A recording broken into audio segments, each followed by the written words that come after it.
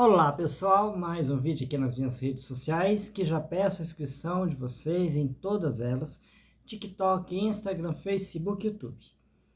E no vídeo de hoje eu quero falar sobre o automóvel elétrico e o meio ambiente. Lembrando que sim,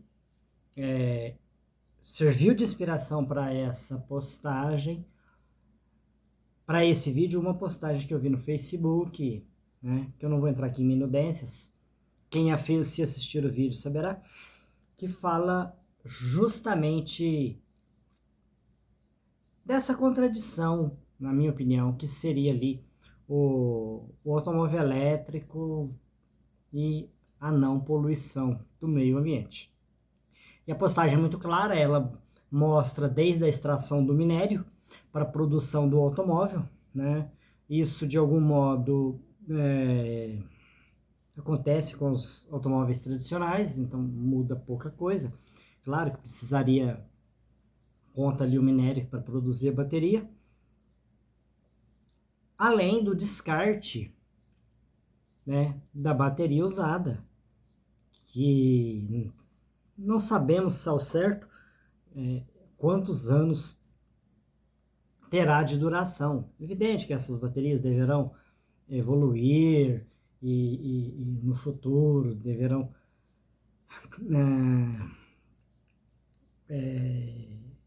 durarem muito mais, mas é preciso o consumidor saber o quanto será reciclado dessa bateria no futuro para que realmente o automóvel seja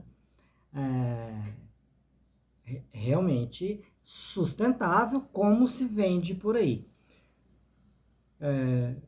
Porque do contrário, o consumidor final, o leigo, ele está ali investindo em algo no escuro, acreditando que ele está preservando o meio ambiente. Porque lembrando que a preocupação ambiental ela existe, ela é legítima, eu não estou aqui entre aqueles que nega esse fato. A questão é o quanto nós estamos realmente contribuindo para o meio ambiente. Lembrando que no Brasil nós temos ali a energia hidráulica, né, produção de energia hidráulica, que ela, uma vez pronta a usina hidrelétrica, ela traz pouco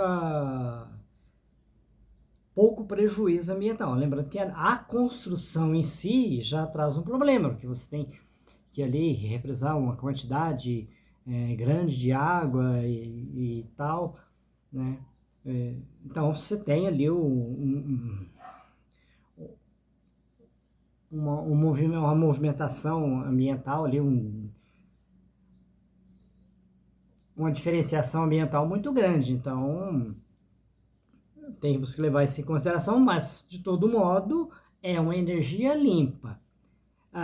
Não é muito o que acontece na Europa, no Brasil acontece pouco, mas também que tem a energia elétrica ali produzida em grande parte por combustíveis fósseis.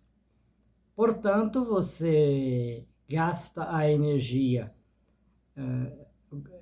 queima o combustível fóssil para produzir energia e carrega um automóvel elétrico. E aí você está ali contribuindo para o meio ambiente, que é uma mentira. Lembrando que os automóveis modernos, eles poluem muito menos, porque temos ali filtros e uma série de tecnologia que faz com que o automóvel ele polua menos. E na hora que você faz o cálculo, né, qual que é mais viável do ponto de vista ecológico, se você colocar tudo ali na ponta do lápis e fizer a conta certinha, eu tenho uma desconfiança de que o automóvel elétrico está contribuindo muito pouco. No caso do Brasil, vamos falar aqui da realidade do Brasil, nós já temos ali um combustível limpo. bastante limpo, né, digamos assim, né? Um alto índice de limpeza, podemos assim dizer, que é o álcool, né? Hoje chamado de etanol, não sei porquê, na verdade é álcool, né?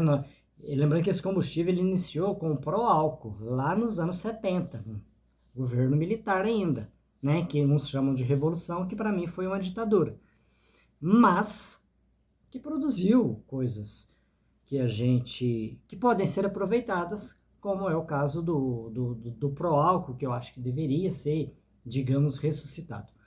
Esse problema do carro elétrico, digamos assim, essa questão do carro elétrico foi levantada assim por um político de expressão pela primeira vez pelo nosso governador. Eu sou mineiro, o nosso governador Romeu Zema, quem eu arrependo de ter votado, mas votei, disse, né, olha, o automóvel elétrico vai tirar os nossos empregos. E foi a primeira vez que eu vi alguém dizer isso. Mas ele estava preocupado aí com a questão do emprego. Porque, vamos lá, dizem, né, de algum modo ali o automóvel, dizem não, o automóvel elétrico, ele produz, ele tem uma manutenção um pouco mais baixa. Então, você teria ali, vamos imaginar que a substituição do automóvel movido de motor a combustão pelo elétrico, teria uma redução de profissionais que fazem reparo nos automóveis. Seria ali o... E o Brasil não produz, ainda em grande escala, não produz automóveis elétricos. Não temos uma grande fábrica de bateria, uma fábrica de automóveis, etc. e tal. E, para mim, fica claro que o lobby das montadoras aqui locais funcionou mais uma vez, como sempre funcionou em todos os governos. E aqui eu posso começar lá do governo que criou o Proálcool, né? Que proibiu ali todos os automóveis importados. E ali foi proibição total mesmo. Até os mais recentes, né? Então, não sei se vocês se lembram, em 1989, o presidente, aquele que eu considero o melhor da história do Brasil, Fernando Henrique Cardoso, subiu, e muito, o imposto dos automóveis importados. Justamente por quê? Porque esses estavam ganhando muito mercado e as montadoras locais estavam tendo prejuízo. Claro, havia ali também um desequilíbrio na balança comercial e o governo precisava fazer alguma coisa. Aumentou consideravelmente os impostos. Eu não vou falar em números aqui porque eu não me lembro, né? Mas foi um aumento enorme, drástico, e praticamente acabou com os automóveis importados. Ficando ali a linha premium, né? O pessoal fala premium, né? Vou falar aqui o mineirês, premium, ou seja, na categoria luxo mesmo, que não tem fabricação local, portanto não teria concorrência e é um público que pode pagar. Então tem essa questão, foram esses que ficaram. E não é que agora haverá um aumento gradual, que já começa no ano que vem, dos automóveis híbridos e elétricos, que, digamos, praticamente não são produzidos no Brasil, né? Nós temos aí modelos aí sim, da Toyota, né? Produzidos no Brasil dessa forma, mas a grande maioria vem de fora, vem do exterior. Portanto, é uma força ali para as montadoras locais, né? E os elétricos nem se falam, né? Porque o elétrico, eu não sei se existe, mas eu desconheço uma fábrica realmente, um modelo realmente fabricado no Brasil elétrico. Mesmo híbrido, né? Vem ali CKD, não é necessariamente produzido aqui no Brasil os automóveis elétricos, né? Então daí esse aumento de imposto. Interessante que eu não vi, sim, crítica de lado nenhum sobre essa taxação dos automóveis híbridos e elétricos, né? Lembrando que eu considero que o automóvel, no caso, o flex, porque eu não vou entrar muito em minudências, mas nós tivemos problema com álcool ali em 1989, devido à elevação do preço do açúcar, faltou álcool no mercado, e naquela época o automóvel ele era monocombustível, né? Agora que nós temos os flex. Então eu penso que o automóvel flex, e havendo um grande incentivo para o álcool, hoje chamado de etanol, nós teremos uma contribuição para o meio ambiente maior do que o elétrico necessariamente, e essa tecnologia ela é brasileira. Essa tecnologia ela é nacional e isso aumenta os empregos. Claro que tudo que eu estou falando aqui é um assunto que traz ali um senso comum. Portanto, se você entende muito mais que eu desse assunto, deixe ali nos seus comentários. E se você viu alguém criticando a taxação dos automóveis híbridos e elétricos, por quem quer que seja ele político ou cidadão comum, deixe aí nos comentários, que eu não vi ninguém até o momento criticando. E para finalizar, aí é uma questão de gosto, né? Eu gosto de automóvel, talvez até pela idade, de automóvel mais tradicional. Eu gosto de automóvel de tração traseira, então isso acho que zero nem existe mais.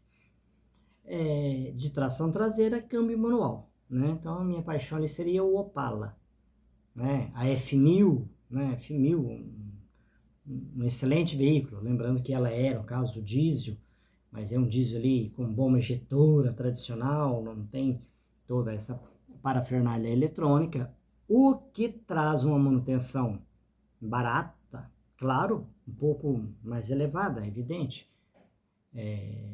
Elevada no sentido de que você precisa fazer mais manutenção, mas é mais barato por enquanto tem mão de obra, né? Lembrando que o veículo carburado, por exemplo, ele dá mais manutenção e já foi mais barato. Hoje tem menos mecânico que fazem reparo, acerto em carburador, etc. e tal. Então, para o uso no dia a dia, veículo carburado não está sendo vantajoso mais. Eu tenho uma moto carburada e muitos mecânicos já recusaram a fazer a manutenção da moto. Então, isso é uma questão de gosto, né? Mas o automóvel, como algo prazeroso para você dirigir, ele elétrico, ele realmente não tem assim. É sem sal, né? Vamos usar esse termo, né? Agora, como meio de transporte, a ver se realmente é viável. Lembrando que qualquer especialista, ele sempre prioriza ali o meio de transporte coletivo. O que, vamos ser sinceros, né? No Brasil parece que está acabando, né? Claro, o brasileiro é apaixonado por automóvel, havendo ali uma condição melhor e que eu desejo que haja para todos, a grande maioria deverá ter automóveis e por isso haverá ali uma redução do transporte coletivo. E há sim, você, para se locomover por meios coletivos, está muito mais difícil, né? Eu me lembro que na década de 80 tínhamos ônibus para Ribeirão Preto de hora em hora. Esses horários hoje estão muito, muito mais reduzidos. E para finalizar, né, e agora eu acho que eu finalizo mesmo, que eu sempre penso numa coisa nova, falando no vídeo, já que está longo demais. Eu me lembro dos trólebus ali da década de 80, início de 90. Eu me lembro em Ribeirão Preto, que é a cidade próxima aqui da onde eu resido, mas é claro que certamente foi presente na maioria das capitais, nas cidades grandes, e foi uma tecnologia que foi totalmente abandonada. Claro que ela tinha problemas e descarrilhava ali, e aquela coisa toda, mas como toda tecnologia poderia ter tido uma evolução, né?